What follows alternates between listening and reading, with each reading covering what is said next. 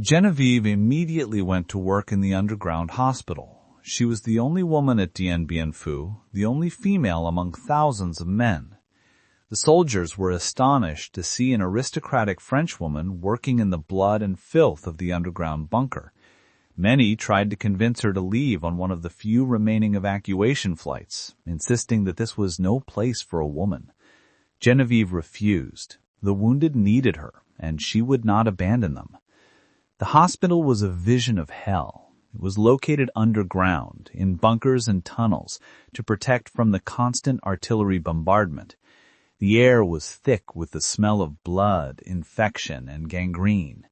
Wounded men were packed so tightly that doctors and nurses had to step over bodies to move between patients.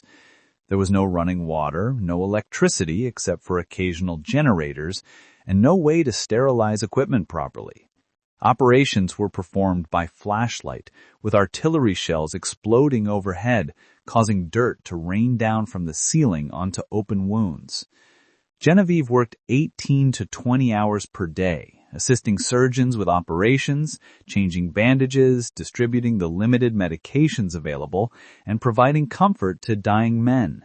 She held soldiers' hands as they died, wrote final letters for men too wounded to write themselves, and provided the only gentle human contact many of these men experienced in their final hours.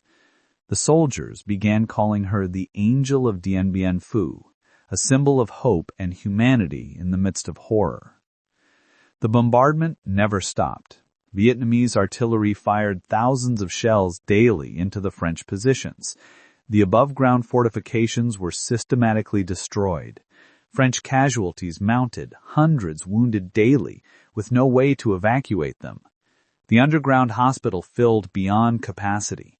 Wounded men waited days for surgery, many dying before doctors could reach them. Genevieve worked in conditions that would have broken most people, never complaining, never showing fear, always calm and professional. Medical supplies ran critically low. Morphine was rationed strictly, given only to the most severely wounded. Soldiers with moderate wounds received nothing for pain. Antibiotics were almost gone, meaning even minor wounds often became infected and fatal. Surgeons performed amputations without anesthesia, with soldiers held down by their comrades while doctors sawed through bone. Genevieve assisted with these nightmarish procedures, maintaining her composure while men screamed in agony. The psychological toll was enormous. Genevieve watched men die horrible deaths daily. Young soldiers, some barely 18 years old, died from wounds that proper medical care could have treated. She held dying men while they cried for their mothers, begged her to write letters for their families, or simply asked her to stay with them so they wouldn't die alone. Every death affected her profoundly, but she couldn't allow herself to break down. The wounded needed her to be strong. Outside the hospital, the battle raged continuously. The Viet Minh slowly tightened their siege, overrunning French positions one by one. By April, the French controlled only a small area of the valley. Supplies could only be delivered by parachute, and many supply drops landed in Vietnamese-controlled areas. The French soldiers knew they were doomed, that relief wasn't coming, that they would either die fighting or be captured.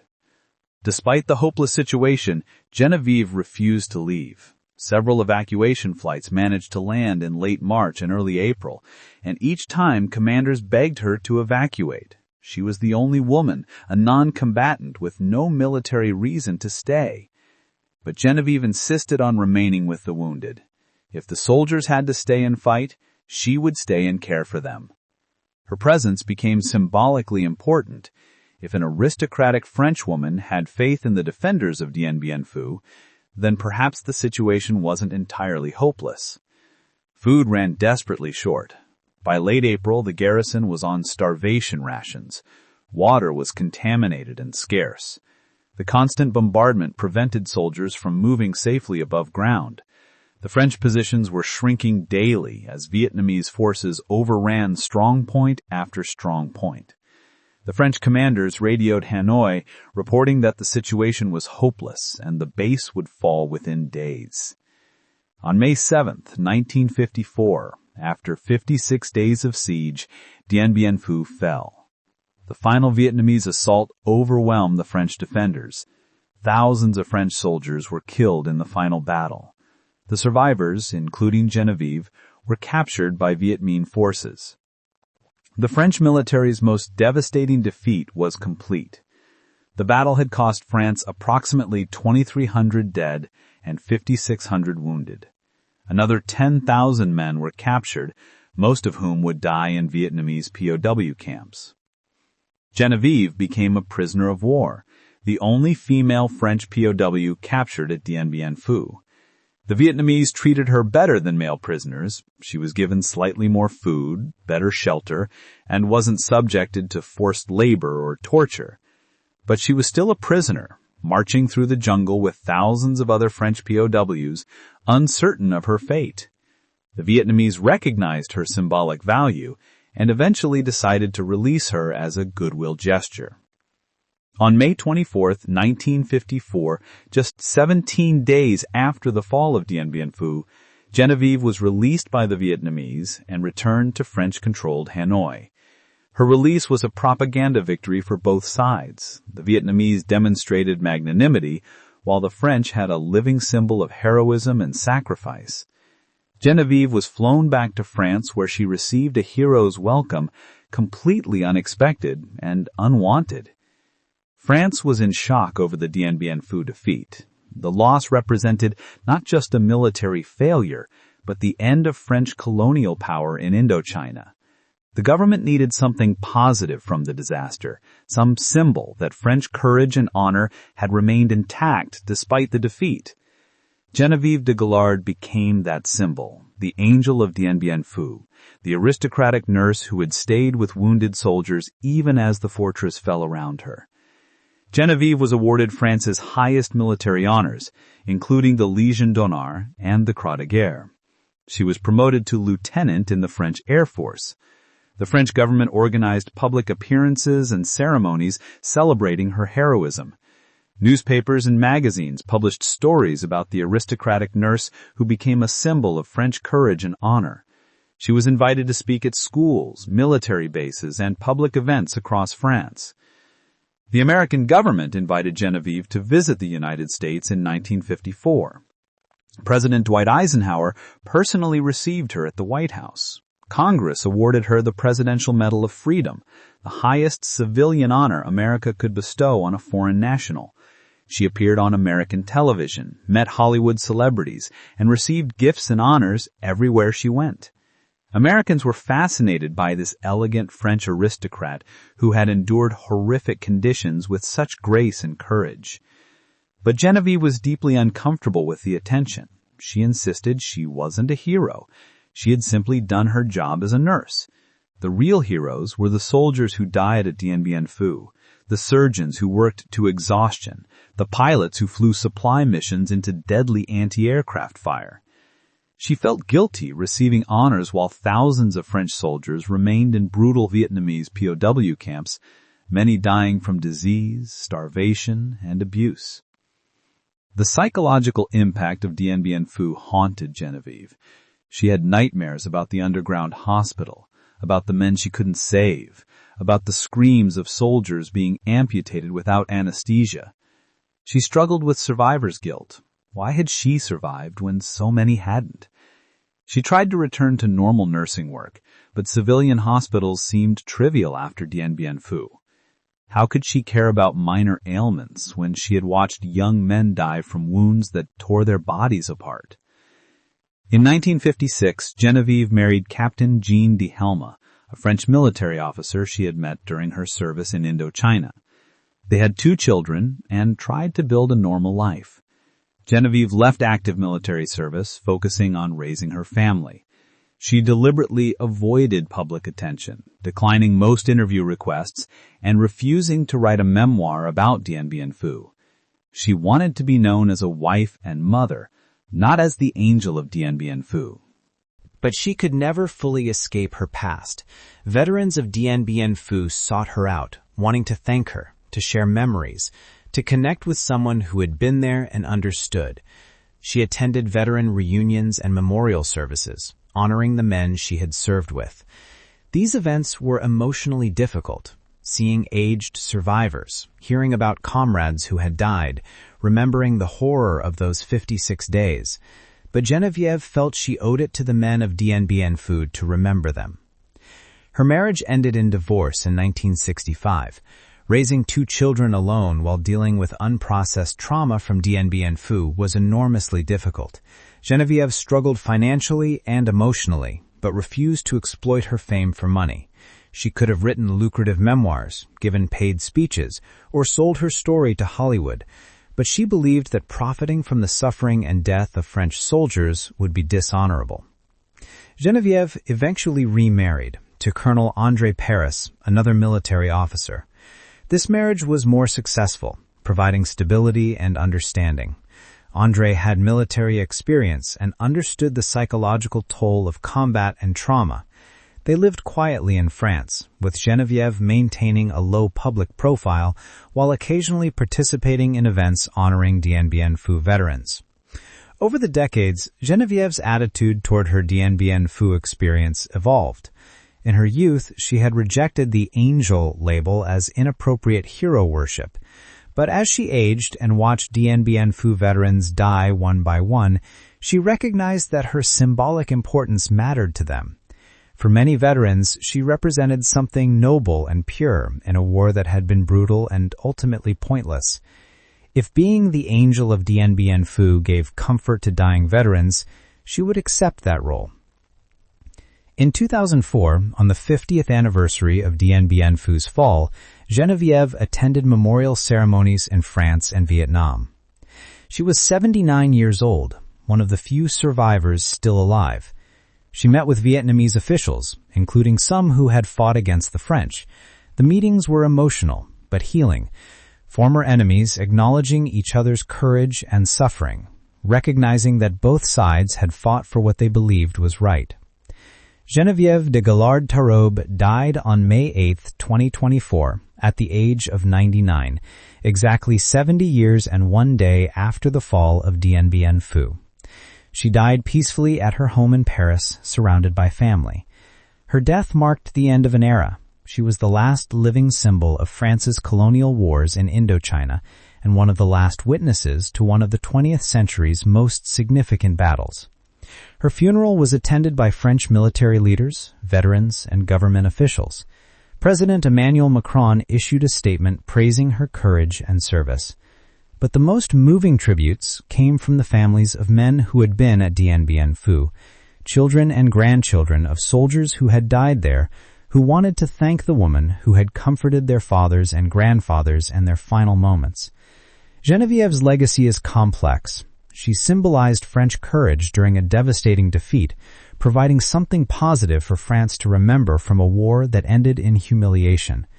But she also represented the human cost of colonialism and war, the suffering, trauma, and death inflicted on both French soldiers and Vietnamese people during an ultimately futile conflict. Modern historians studying DNB and Foo recognize Genevieve's importance beyond her medical work. Her presence at the fortress, and especially her decision to stay when she could have evacuated, provided enormous psychological comfort to the soldiers. In the midst of horror and approaching death, having a woman, a symbol of home, civilization, and humanity, caring for them gave soldiers dignity and hope. Her symbolic importance was as significant as her medical contributions. The moment that defines Genevieve de Galard-Tarobe's legacy came in a 1994 interview, 40 years after DNB and Foo. The interviewer asked why she had stayed at the fortress when she could have evacuated.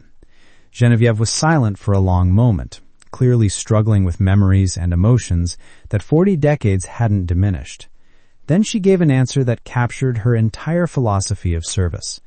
She said she stayed because the wounded needed her, and she couldn't abandon people who needed her. It wasn't about heroism or earning medals. It was about duty, not military duty or patriotic duty, but human duty. When people are suffering and you have the ability to help, you help. You don't calculate the risks or consider your own comfort. You simply do what needs to be done. That was how she was raised, what her family's 8 centuries of service to France had taught her, and what her conscience demanded. That was Genevieve de Gallard, an aristocrat who chose service over privilege, a nurse who stayed in hell because wounded men needed her, a woman who became a symbol of courage while insisting she was simply doing her job.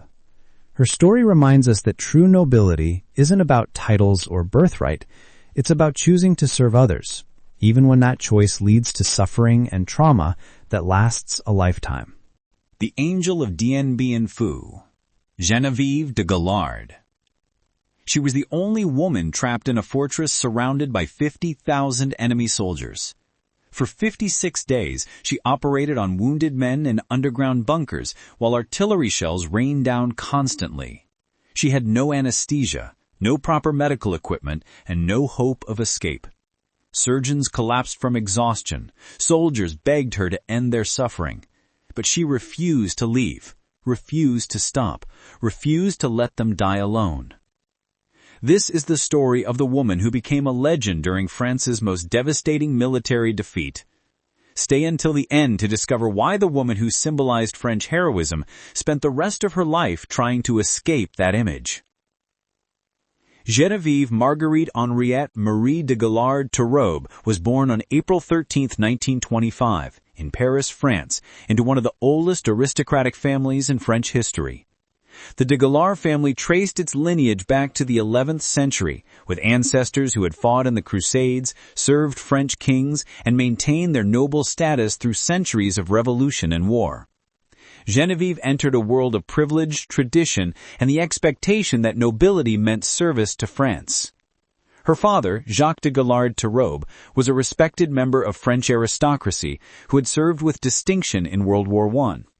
Her mother, Antoinette de Croix, came from another distinguished noble family. The de Gallard household in Paris was elegant, cultured, and deeply traditional.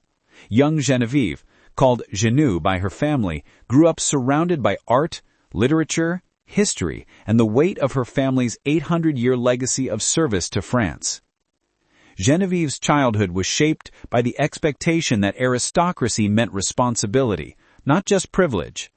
Her parents taught her that noble birth obligated service to those less fortunate, that leadership meant sacrifice, and that personal comfort was secondary to duty. These weren't abstract principles.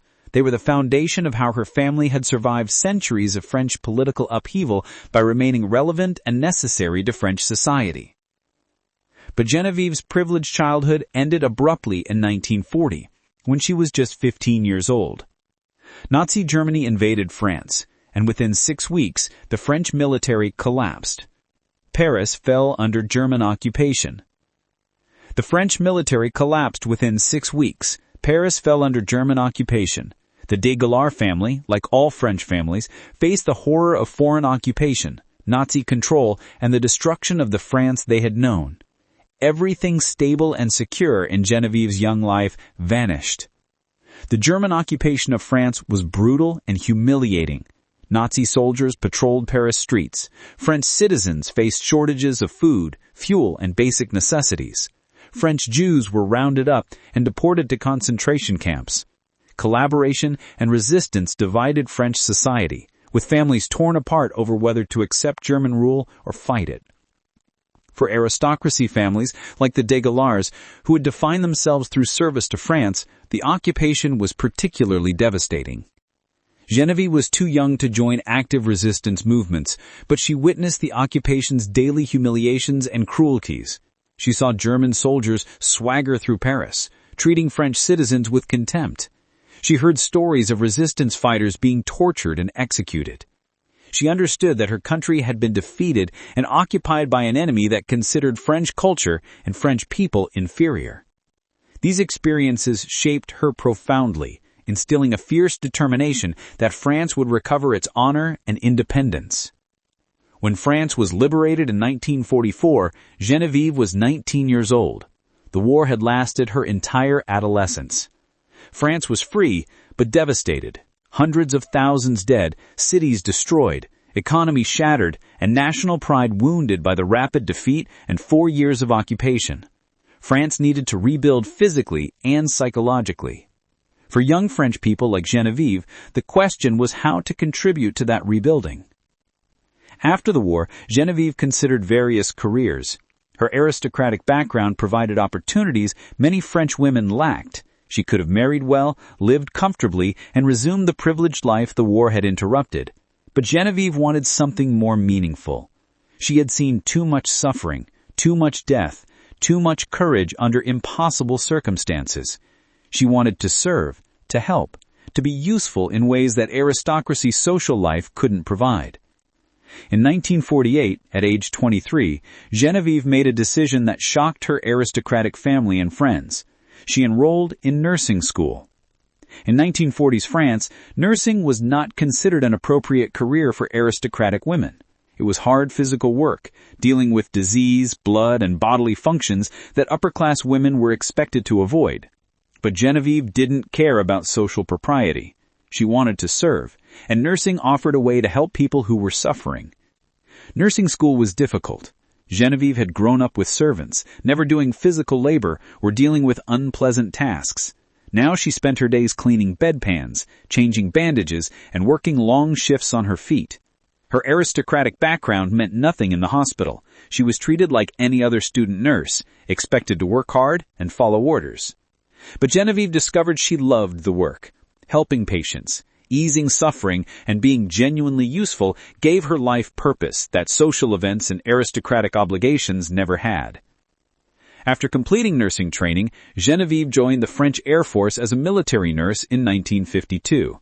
France was engaged in a colonial war in Indochina, modern-day Vietnam, Laos, and Cambodia, and military nurses were desperately needed. The war had been raging since 1946, with French forces fighting Vietnamese communist insurgents led by Ho Chi Minh.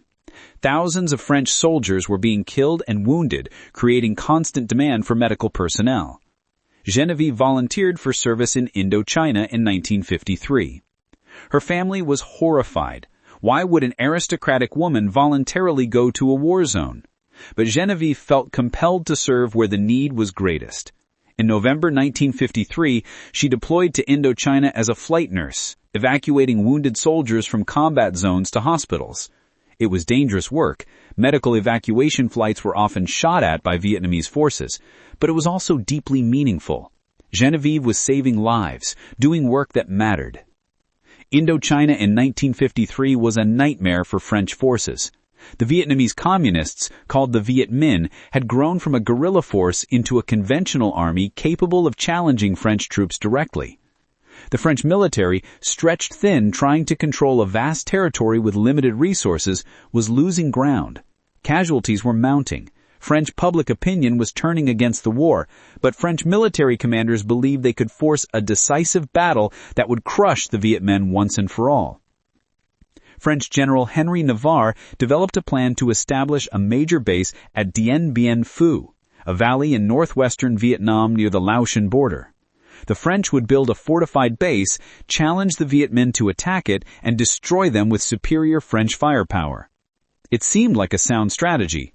The French controlled the air, had artillery and armor that the Viet Minh lacked, and believed Vietnamese forces couldn't sustain a major offensive far from their supply bases. They were catastrophically wrong.